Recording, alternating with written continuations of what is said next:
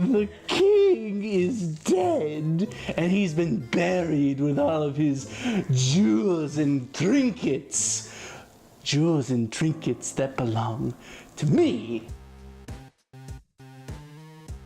Crypt is a game in which you are going to utilize your dice each round, servants, I should say, to try and claim the most stuff. And how you're going to do that is, on my turn, let's say I'm the first player for this round, I'm going to put out my dice in any combination on these cards. Now, I can put multiple dice on the same card, but they have to be the same value. On opponents' turns, they might look to me and go, well, I really need that card, so and steal it from me out of nowhere, which is a jerk thing to do, but that's how the game plays. And this die goes back to my pool with no negative effect, but I don't get to replace this, so there's a risk to putting out low values to try to claim cards, because then you might win less cards overall. At the end of the round, red player will get this card no matter what, but they have to roll the servant die.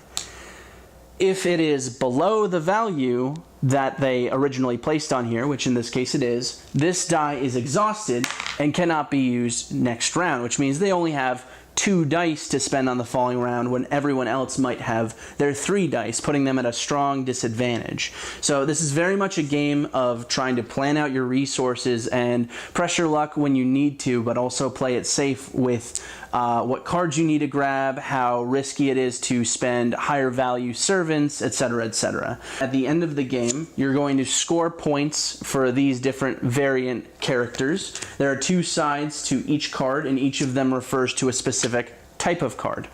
So you might get extra points, or some of them during the game you can reveal points on cards in order to get different abilities. Crypt, at its core, is an innovative game.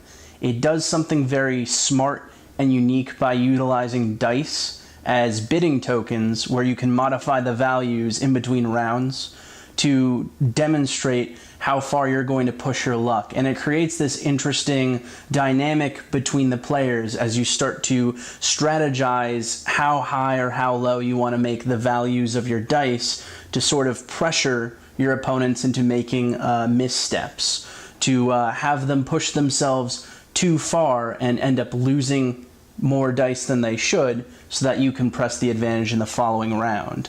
Much of the game is long-term strategic thinking as to how you want to spend your resources, while at the same time pushing your luck on the things that you need now. And I think that balance of immediacy versus long-term goals makes the overall structure of the game feel very smart, feel tight, and like every action you take matters in a big way. It's not all luck, it's not all strategy, it's a nice in-between that makes the game feel tense.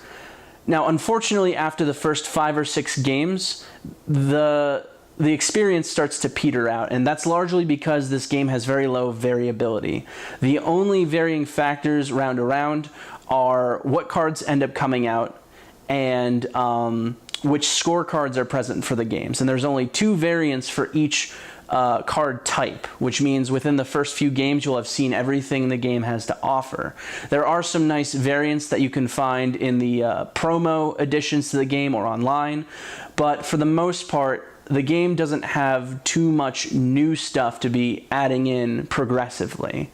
I would recommend this for someone who plays their games maybe 2 or 3 times a year and bring it out every few months as a nice opener for a game night when you're planning on playing something bigger and heavier after that. Crypt is definitely a game I would recommend. A lot of my friends in the design community really enjoy it, and I think you can enjoy it too if all of what I've said appeals to you. Thank you so much for taking the time to watch this video.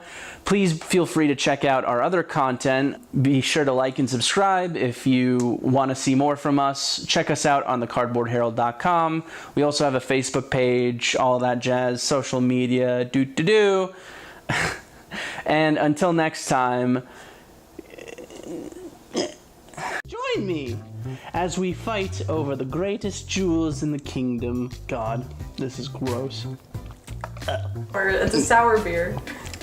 Why? Because I like sour beers. You're sour. I know. If you enjoyed this video, we have all kinds of other reviews, interviews, and recommendations via writing, podcast, and video here on our channel and website cardboardherald.com. Our content is audience supported, so if you want to show your support, please visit our Patreon. Thank you so much for watching. This has been the Cardboard Herald.